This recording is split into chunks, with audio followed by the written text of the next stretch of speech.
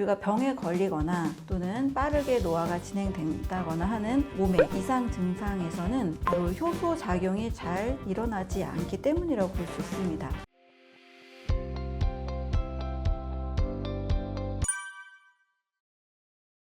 질병과 노화를 결정하는 중요한 요소는 바로 효소의 생명력입니다. 시냐 히로미라는 일본의 이 명의가 있는데요. 이분은 위장암 내시경을 무려 40만 건을 했던 암 분야에서의 전문가입니다. 그런데 이분이 바로 효소가 바로 생명 활동의 가장 중요한 요소라고 했습니다. 우리가 병에 걸리거나 또는 빠르게 노화가 진행된다거나 하는 몸의 이상 증상에서는 바로 효소 작용이 잘 일어나지 않기 때문이라고 볼 수 있습니다.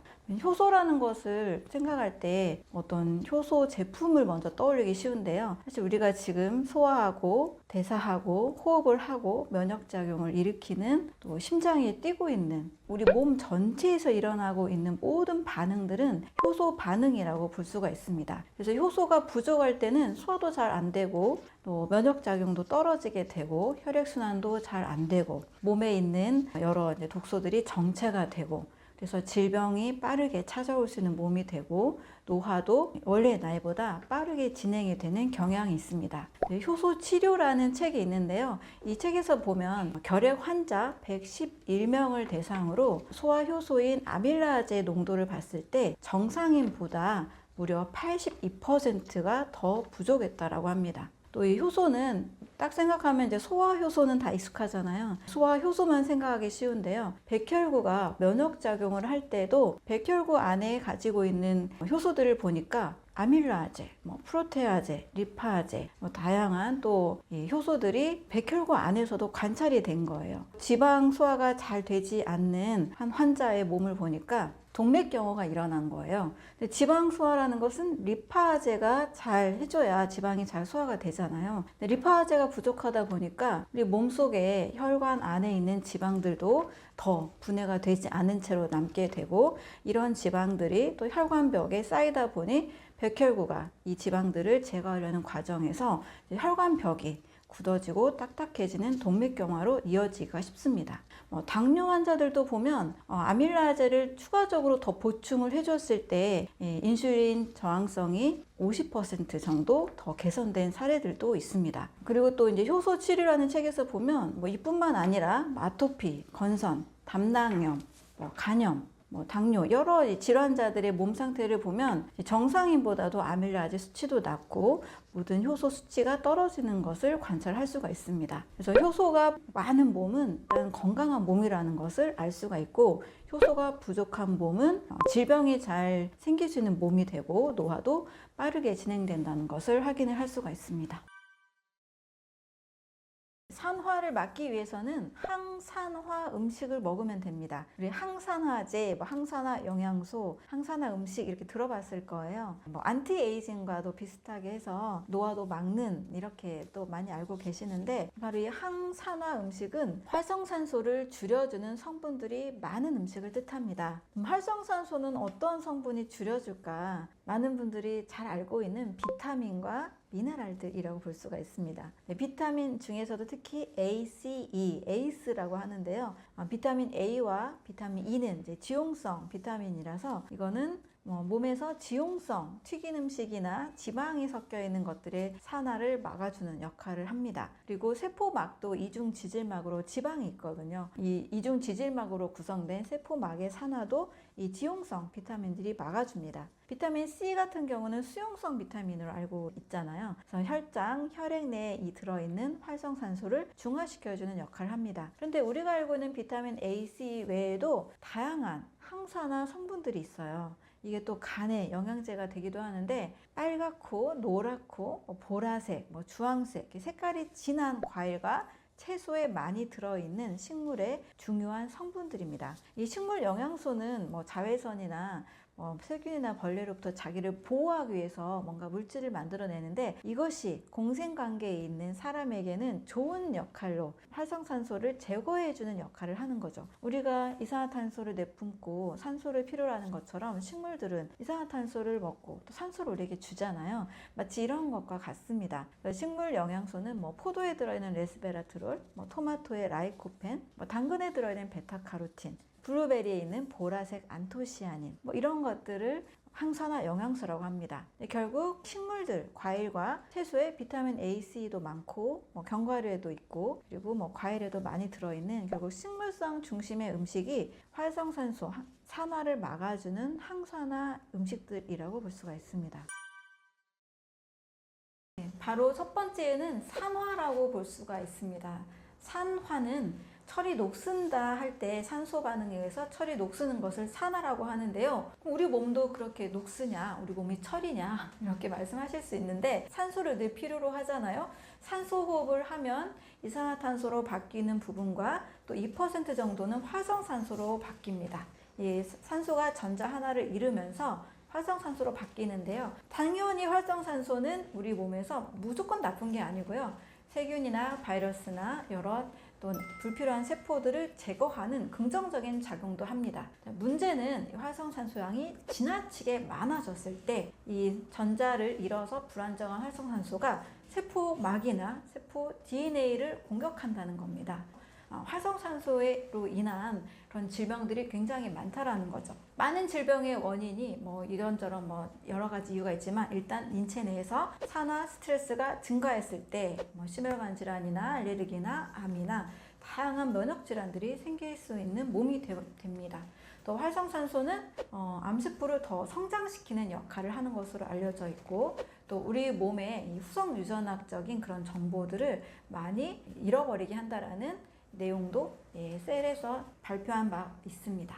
후성 유전학적 정보를 소실한다는 건 무슨 말이냐? 우리가 신유전학이라고 해서 옛날에는 DNA가 문제다. DNA 돌연변이설로 많은 질병의 원인을 찾았는데요. 그보다는 유전학의 또 다른 요인, 수성 유전체에 의해서 질병에 걸리는 것으로 최근에는 많이 알려져 있습니다. 예를 들면 유전자는 그대로이지만 유전자가 단백질을 만들어내는 그 과정, DNA 메틸화라고 하는데요. DNA 메틸화가 제대로 일어나지 않아서 유전자가 잘못된 단백질을 생성한다는 거죠. 암세포 같은 것들이 만들어진다는 거죠. 그래서 그 후성 유전학적 정보라는 것은 음식이나 스트레스, 나쁜 공기, 나쁜 물 이런 여러 환경적인 요인이 됩니다. 이러한 후성 유전학의 정보를 굉장히 많이 손상시키고 바꾸는 것이 또 활성산소로 알려져 있습니다. 전 세계에 100세 이상의 건강한 사람들이 많이 살고 있는 지역을 내셔널 지오그래픽 연구원이었던 댄 피투너가 조사한 바 있습니다. 그 지역을 블루존이라고 이름을 지었는데요. 이 블루존은 현재는 6개 지역입니다. 이탈리아의 사르데냐, 코스타리카의 니코야, 그리스의 이카리아, 미국 캘리포니아의 로마린다, 일본의 오키나와, 최근에는 싱가포르까지 평균 수명이 35년이 연장되면서 추가가 됐습니다. 자, 이 지역의 음식들을 보면 공통적으로 90에서 95%는 식물성 식단을 먹고 있습니다. 그런데 식물성 식단을 위주로 한다고 생각하니까 우리 한국도 마치 우리 거의 쌀밥 먹고 한식 먹으면 다 식물성이잖아요, 대부분. 그렇게 생각하기 쉬운데 되게 중요한 우리나라의 차이점이 있었습니다. 바로 곡물 중심의 식사가 아니라는 겁니다. 과일이나 채소나 올리브 오일 이런 식물성 음식이 많았고 흰 쌀밥이나 그런 곡식 위주 식사가 아니라 자연의 과일, 채소, 씨앗류, 견과류를 통한 좋은 탄수화물을 많이 먹고 있는 특징이 있었습니다. 특히 오키나와에서는 이 자색 고구마를 무려 식단의 67%나 먹고 있었는데요. 일반 흰 고구마보다 자색 고구마는 좀 더 혈당 상승이 느리고 또 항산화 성분이 많은 것으로 알려져 있죠. 그리고 감귤류, 시쿠와사라는 감귤류 과일을 먹었고 또 채소 중에는 또 인슐린 저항성에 도움이 되는 것으로 알려진 고야, 여주라고도 하는데요. 외국에서는 쓴 멜론이라고도 합니다. 그리고 바다, 이 오키나와 섬이잖아요. 해주류인 우미부도라는 것을 먹기도 합니다. 이 우미부도는 후코이단이라는 성분, 한때 항암 성분으로 굉장히 유명한 적이 있었어요. 후코이단 이 성분이 굉장히 풍부하고 칼슘이나 철분 이런 미네랄들이 굉장히 많아서 피도 맑게 해주고 전해질 균형을 잡아주기도 합니다. 모주쿠라는 갈조류도 많이 먹고 있는데요. 우리나라 치면 김 같은 그런 성분이 될 수가 있습니다. 그런데 오키나와에서는 100% 식물식은 아니었고요. 하루에 육류를 먹기는 먹습니다. 그런데 하루에 40에서 50g, 굉장히 소량이죠. 그것도 굽지 않은 수육의 형태로 돼지고기를 약간씩 섭취합니다. 제가 이 40g을 계산을 해봤더니 제가 모유 비율을 요즘 최근에 관심이 많이 갖고 있는데요. 모유에 있는 단백질 함유량과 비슷한 양인 거예요. 그래서 이런 장수 마을에서는 90에서 95% 정도는 거의 식물식이고 좋은 기름을 꼭 같이 섭취하고 있고 또 콩류도 굉장히 많이 섭취하고 있는 것을 볼 수 있었습니다.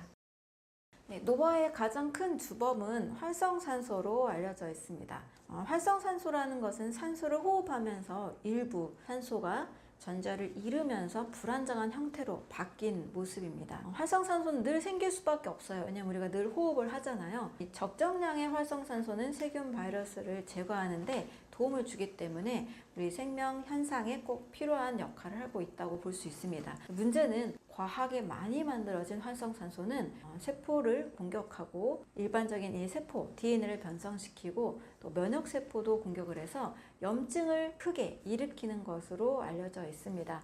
활성산소가 과하게 늘어나는 환경은 말 그대로 산소를 많이 사용하는 환경이에요. 그리고 소식을 할 때보다 과식을 할 때 산소를 많이 소모해서 소화를 시키겠죠. 또 운동을 한두 시간 할 때보다 5시간, 7시간, 8시간 할 때 또 산소를 많이 만들어 소모하니까 활성산소가 또 늘어납니다. 또 나쁜 음식 또는 흡연, 과한 음주를 했을 때 이럴 때도 몸에서 활성산소가 늘어나게 됩니다. 많은 분들이 이제 건강을 위해서는 소식을 하고 적당한 운동이 중요하다 이렇게 알고 계신 이유는 바로 활성산소가 많이 만들어지지 않기 때문입니다.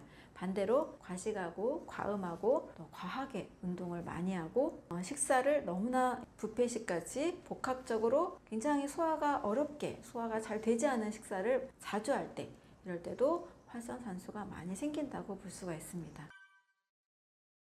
장수하는 사람들이 많이 있는 곳을 찾아보니까요. 100세 이상의 장수인이 많이 사는 지역, 블루존을 발견하게 됐습니다. 이탈리아의 사르데냐, 일본의 오키나와, 코스타리카의 니코야, 그리스의 이카리아, 미국 캘리포니아 로마린다 지역과 최근에는 싱가포르가 같이 추가가 됐습니다. 이 지역 사람들을 보니까요. 공통적으로 췌장이 튼튼한 식사를 하는 것을 발견하게 됐습니다. 주로 뭘 먹냐면 과일, 채소, 그리고 올리브유를 많이 먹고요. 이렇게 과일, 채소, 올리브유를 주식으로 먹는 사람들을 보니까요. 곡물 중심의 식사를 하지 않는 걸 발견하게 됐어요. 자, 곡물 중심의 식사를 많이 하게 되면 췌장을 굉장히 많이 자극을 하게 됩니다. 과일과 채소와 또 올리브유를 많이 먹는 식사를 하다 보면 곡물이 많이 없기 때문에 췌장이 쉴 수 있게 됩니다. 과일을 소화시키거나 채소를 소화시킬 때는 췌장이 그렇게 많은 일을 하지 않아요. 장수 마을은 생각보다 곡물의 비율이 20% 이내로 굉장히 줄었습니다. 그래서 장수하는 마을의 공통점은 췌장이 쉴 수 있는 식사, 소화가 간편한 식사를 많이 하는 것으로 관찰이 됐습니다. 오키나와에서 주로 먹는 음식을 보니까요. 감귤류 과일인 시쿠와사, 채소인 고야, 해조류인 우미부도와 모즈쿠, 그리고 자색 고구마, 밥과 약간의 돼지고기와 콩을 먹는 것으로 확인이 됐습니다. 전체 식단의 구성을 보니까요. 67%가 고구마, 밥이 12%, 과일, 채소류가 9% 정도를 차지를 하는 것을 볼 수 있습니다. 고구마의 경우에는요, 식이섬유가 굉장히 풍부하죠. 오히려 곡물 식사보다 고구마를 더 많이 드시는 것을 발견했어요. 한 끼 식사로 그냥 고구마를 먹는 거죠. 또 고구마의 경우에는 췌장을 그렇게 심하게 자극하지 않습니다. 그리고 과일류 시쿠와사를 굉장히 많이 먹고 있는데요. 이것은 감귤류 과일이에요. 비타민C가 굉장히 풍부하고 오히려 감귤류보다도 뇌 신경세포를 활성화시키는 노빌레틴이라는 성분이 12배나 더 많은 것으로 확인됐습니다. 그래서 치매나 뇌졸중 환자가 거의 없는 거죠. 뇌가 튼튼하니까. 자, 그리고 고야의 경우에는 췌장 기능을 튼튼하게 하고요. 이 고야에 들어있는 카란틴이라는 성분이 천연 인슐린처럼 작용합니다. 그러니까 췌장이 쉬어지게 되는 거죠. 또 미국 캔자스대 연구팀에서는 고야의 이 플라보노이드와 폴리페놀 성분이 풍부해서 암세포의 성장을 늦추는 것으로 확인됐습니다.